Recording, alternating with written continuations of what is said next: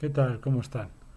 Hoy vamos con un tema más de los evangelios sinópticos. Hoy es la clase número 9 y vamos a ver un bosquejo, un poquito de armonía de los evangelios. Realmente no vamos a hacer una armonía total porque si no habría que hacer todo un análisis, ¿no? de precisamente como les pongo ahí, ¿no? El nacimiento y los primeros años, ir desglosándolo y ir viendo en dónde están puestos en cada uno de los evangelios, pero realmente serían muchísimas hojas, ¿no? O sea, sería muy largo, nos llevaríamos mucho más de una hora realmente. Entonces lo que vamos a hacer es un bosquejo de armonía de los evangelios, ¿sí? Vamos a ver cómo un poquito acerca de cada uno de estos pasajes que les pongo ahí. Por ejemplo, el primero, ¿no? Que es el nacimiento y primeros años de Cristo. Bueno, ahí vemos lo que es sucesos preliminares, la infancia de Cristo, su juventud, este, déjenme pasar la otra, ahí está, ¿no? Vemos ahí lo que es la segunda parte, digamos, que es el ministerio de Cristo. Ahí podríamos ir viendo. O sea, debemos de ver una cosa, en los primeros años y la juventud de Cristo, realmente el que escribe más es Lucas. Lucas es el que escribe más de su niñez y ¿cómo se llama? Lo que es el nacimiento, cómo llega Gabriela a anunciarle que va a estar embarazada, todo eso, ¿no? Entonces, el que más lo menciona es Lucas, ¿sí? Después vemos aquí, por ejemplo, en el ministerio de Cristo, podemos ir viendo el precursor de Cristo, que es Juan el Bautista, ¿sí?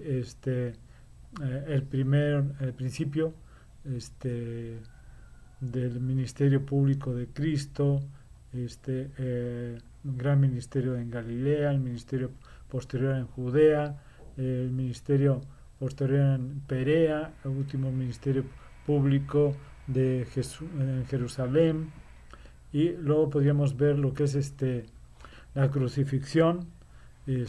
Ahí podemos ver temprano en la noche, o sea, lo del aposento alto, que es la última cena del Señor con sus discípulos. Podemos ver del aposento alto a Getsemaní, luego en Getsemaní, y ahí está. El juicio hebreo romano, o sea, cómo es llevado ante el Senadrí, luego ante Poncio Pilatos, luego hasta Herodes y luego otra vez a Poncio Pilatos, y que ya lo notifica que va a ser crucificado, ¿no? Entonces vemos ahí podemos ver la pasión que está, realmente la pasión está en los cuatro evangelios, como ya lo habíamos visto la semana pasada. Está en los cuatro, no nomás en uno, sino que está en los cuatro evangelios, muy bien documentado. La crucifixión, la sepultura, ¿sí? este Posteriormente ahí veríamos la resurrección de nuestro Señor Jesucristo, la resurrección, las apariciones de Cristo y la ascensión, ¿no? Ahí les puse unas notitas que Cristo y sus discípulos se prepararon para la Pascua. Esto lo podemos ir viendo, ¿no? Notablemente, como vemos ahí en los diferentes evangelios cómo se van preparando para la Pascua, y que habría sido en miércoles, ¿sí? El año judío empieza y termina a las 6 de la tarde, acuérdense. Eh, nuestro, nuestro día comienza a la hora 24 horas, ¿no? O sea, a las 12 de la noche empieza nuestro día, en ellos no, ellos es a las 6 de la tarde y de ahí empieza, ¿no? Su día hasta las 6 de la tarde del otro día. Por lo tanto, el día de la Pascua empezó el martes por la noche y terminó el miércoles por la noche, a las 6 de la tarde, ¿no? Ahí la gran parte de el relato de los evangelios centra su atención precisamente en estas 24 horas que empieza con la última cena, o sea, en el martes, eh, y termina cuando Cristo es bajado de la cruz y puesto en la tumba el miércoles por la noche. El Evangelio de Juan también dedica 7 capítulos consecutivos a este evento, ¿sí? Desde el capítulo 13 hasta el 19. Jesús mismo era el Cordero de Dios que fue sacrificado precisamente el día que Israel celebra la Pascua, celebró la Pascua, ¿sí? Ahora vamos a ver un poquito de resumen de cómo están elaborados, ¿no? Recuerden que lo que es la, ¿cómo les diré? La armonía de los textos es un poquito más complicado que lo que estamos haciendo acá, realmente, porque ahí tendríamos que ir poniendo versículo de uno con versículo del otro y ir viendo cada uno de los versículos cómo va ahí armándose para poder tener todos los evangelios en uno solo, ¿sí? En un solo ¿cómo se llama? En un solo evangelio, digamos, ¿no? O sea, todo un general para mostrarnos ahí todos los evangelios, que es un poquito más complicado, ¿no? Y realmente nos llevaríamos muchísimo tiempo para poder realizar eso. Hay libros que precisamente se llaman la armonía de los evangelios. Están, pues ahora sí que es un solo evangelio, ¿no? Todo en uno solo, ¿sí? Entonces, bueno, veamos el resumen, ¿no? Tenemos 83 relatos que están en los 3 evangelios sinópticos, Mateo, Marcos y Lucas, 24 relatos que están en los 4 evangelios, Mateo, Marcos, Lucas y Juan. Estos están entre los 83 que ahí se menciona, que mencionamos hace un momento, ¿sí? Hay 27 relatos que se encuentran solamente en Mateo, 2 relatos que se encuentran solamente en Marcos. Acuérdense que les dije, ¿no?, que en Marcos pudiéramos hacer una división entre 2 y 5 relatos aproximadamente, que es los que les mostré la otra vez, que les mostré los 5, pero bueno, podemos hacer ahí, dependiendo de cómo se dividan los relatos en Marcos, ¿no? 52 relatos se encuentran solamente en Lucas y 41 relatos se encuentran solamente en Juan.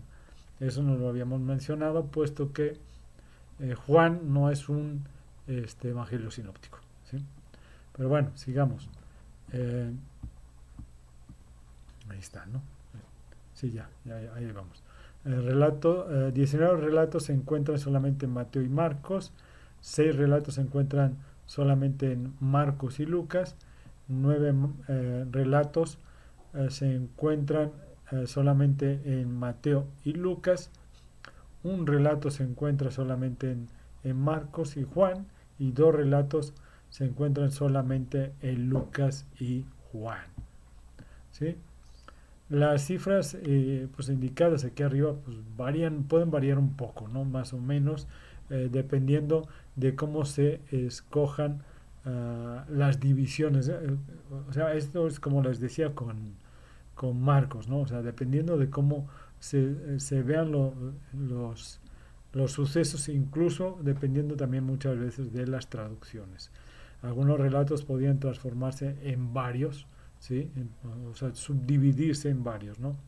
Otros podían comprimirse en menos si lo ponemos bajo la misma, o sea, o el mismo encabezado, digamos, ¿no? Sin embargo, si los 3 parábolas en los, por ejemplo, digamos, se me pasaba, por ejemplo, podemos poner un ejemplo ahí, ¿no? El discurso del Monte de los Olivos, Mateo 24-25, recordemos que Marcos lo hace más pequeño, o sea, Lucas también, o sea, hay diferentes formas de manejar el sermón, que en unos y en otros se hacen diferente longitud, digamos, de lo que se está mencionando en el Sermón del Monte. Algunos lo hacen más largo, otros más corto, ¿no? Pero, sin embargo, los 3 son mencionados. Ahora, en unos se mencionan cosas que en los otros no, ¿sí? Es tan sencillo como esto. Sin embargo, por ejemplo, las tres parábolas en el discurso ah, fuesen, podrían ser limitadas por separado, habría cuatro relatos, digamos, en ese único discurso, ¿no? Entonces, pudiéramos, o sea, si las separáramos, tendríamos cuatro relatos.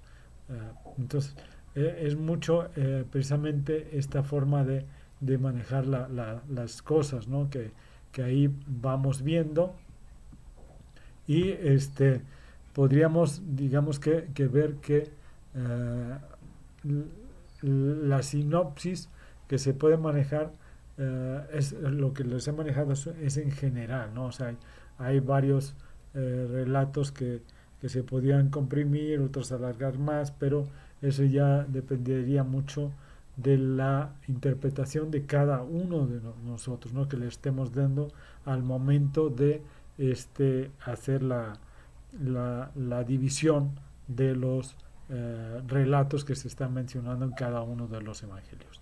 ¿De acuerdo? Entonces, bueno, aquí les terminamos por el día de hoy. Vamos a ver la próxima semana. Vamos a manejar algunos ejemplos.